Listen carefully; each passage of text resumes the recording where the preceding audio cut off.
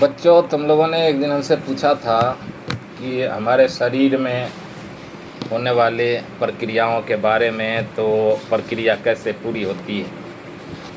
इस स्थिति को हम जानने के लिए सबसे पहले हमें उस विषय में जानकारी रखनी होगी कि किस प्रकार से होता है। जैसे भी होता है, ये समय बताता है कि कब कौन सी प्रक्रिया होती। जैसे समय आती है तो हमारे शरीर में सबके वृद्धि होती है, कुछ बदलाव होता है, कुछ परिवर्तन होता है। उस परिवर्तन से हमें पता चलता है कि हमारे शरीर में परिवर्तन हुआ है। तो आज हम आँख के बारे में बताएंगे कि आँख है हमारा किस प्रकार से आँखों की स्थिति होती है और इसमें कितनी हड्डियाँ होती है, आँख की वजन कितना होता है, ये सभी बातें मैं बताने जा रहा हूँ। आँख का दूसरा नाम नेत्र होता है, लोचन होता है, चक्षु होता है, नयन होता है। तो ये पर्यायवाची नाम है, लेकिन उसको कहते क्या है? आँख है। हम आम भाषा में आँख कहते हैं। तो आँख की जो हमारे आँखों में जो ब्लैक कलर का जो दिखाई देता है ना, वो है कर्निया। ब्लैक के साइड से तुम देखोगे तो कर्निया है। आँखों के ऊपर पलक है, पलक में उसके बाद में भीतर जो काला बिल्कुल ब्लैक दिखाई देता है वो पुपिल कहते हैं, और हिंदी में उसे पुतली कहते हैं। आँखों का वजन 7 से 8 ग्राम लगभग होता है। आँख में, प्रत्येक आँख में, चाहे वो बड़ा हो छोटा हो, बड़ा होगा तो 8 ग्राम का होगा और छोटा हो तो 7 ग्राम का होगा। मतलब किसी किसी के आँख बड़े होते हैं और किसी किसी के छोटे होते हैं। तो छोटे आँख जो होंगे वो 7 ग्राम का होगा, और किसी के बड़े आँख होते हैं तो वो, जैसे एक कुंभ मेला में मिली थी मोनालिसा, तो उसकी आँखें बड़ी बड़ी थी तो उसका 8 ग्राम का रहा होगा। आँख में हड्डियों की संख्या 6 होती है। अब हमारे आँखों से देखने से पता चलता है कि हमारे आँख में हड्डियाँ भी है? नहीं है, नहीं पता चलता। लेकिन हमारे आँख में हड्डियों की संख्या 6 होती है। आँख का रंगीन भाग, जो रंगीन भाग है, हमारे आँख में रंगीन भाग दिखाई दे रही है, उसको आइरिस कहते हैं। क्या कहते हैं? आइरिस। आँख के पीछे की पलक रेटिना है। आँख के पीछे जो हिस्सा है, परत है, वो रेटिना के नाम से जाना जाता है। रेटिना जो है वो आँख के पीछे वाली परत है।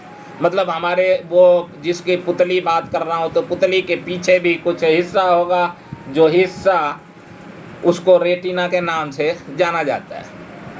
आँख के सामने की परत, जब सामने की जो परत होती है, जो आँखों के सामने हमारे दिखाई दे रही है, वो कर्निया है।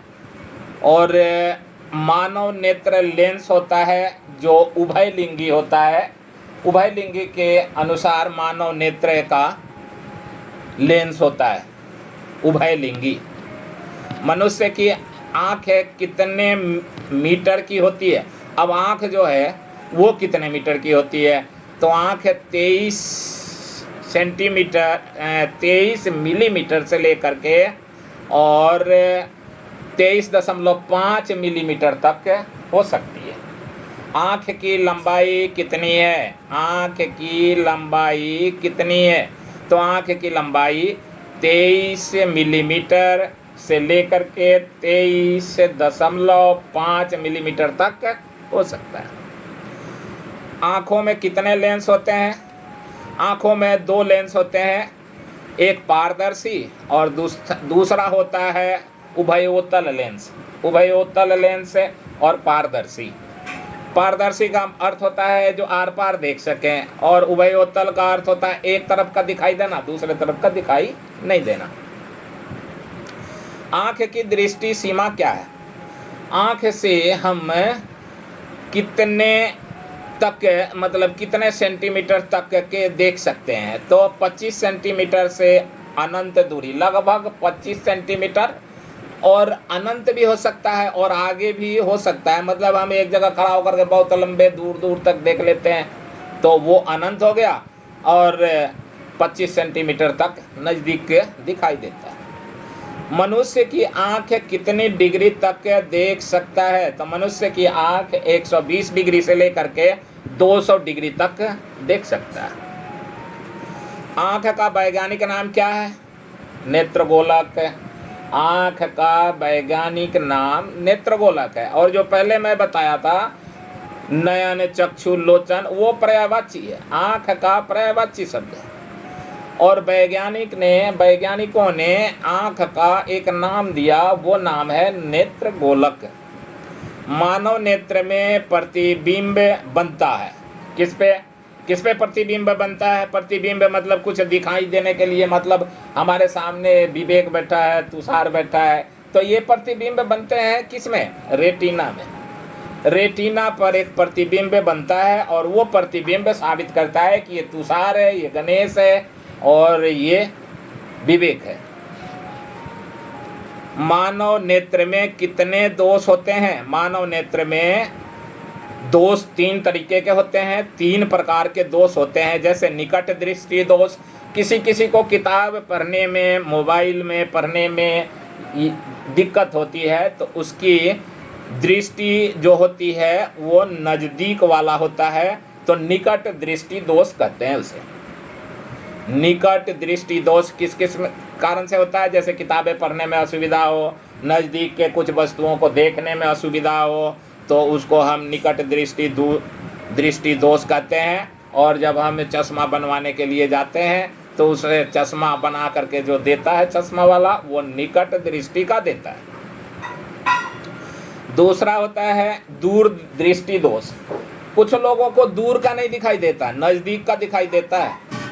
तो नज़दीक का जिसको दिखाई देता है उसको दूर की जो दिखाई नहीं देता, जब वो चश्मे के दुकान से चश्मा दूर दृष्टि का बनवा करके लाता है और वो चश्मा पहन करके दूर तक देखने लगता है। और एक तीसरा होता है असम दृष्टि दोष। असम मतलब अब समान नहीं दिखाई देता, मतलब ना दूर ना पास, दोनों ही में मतलब उसको असुविधा होती है, तो उसको कहते हैं असम दृष्टि दोष। तो दोष कितने हो गए आँखों के? 3 प्रकार हो गए। कौन कौन से? निकट दृष्टि दोष और दूर दृष्टि दोष और असम दृष्टि दोष। आँखों के सभी भाग एवं उनका वजन।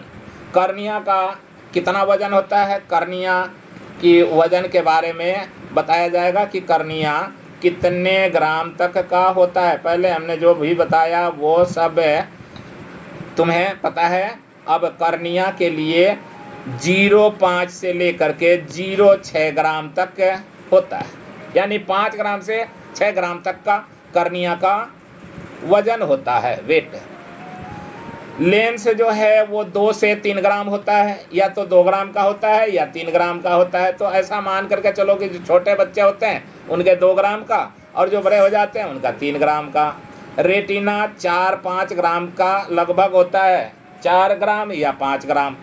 लेकिन ये डायरेक्ट नहीं है, यानी कि 0.2 और 0.3 ग्राम है। और पहले जो कर्निया था वो 0.5 और 0.6 है। और लेंस जो है वो 0.2 और 0.3 ग्राम है। रेटिना 0.4 और 0.5 ग्राम है। और सेक्युला जो होता है वो 0.02 यानी सबसे छोटी इकाई हो गई, और 0.03 ग्राम का होता है, यानी बहुत हल्का होता है। अब आता है ऑप्टिक नर्व, तो वो होता है 0.1 और 0.2 ग्राम। और आइरिस जो होता है वो 0.1 से लेकर के और 0.2 ग्राम तक का होता है। तो इस प्रकार से हमारे चेहरे के हड्डियां भी हैं, चेहरे पर जो हड्डियां पाई जाती हैं, अलग अलग चेहरे में हड्डियां पाई जाती है। तो तुम इस तरह से मानव नेत्र की स्पष्ट रूप से तुम समझ सकते हो कि कौन कैसा होता है। इस वीडियो के माध्यम से तुम समझ पाओगे।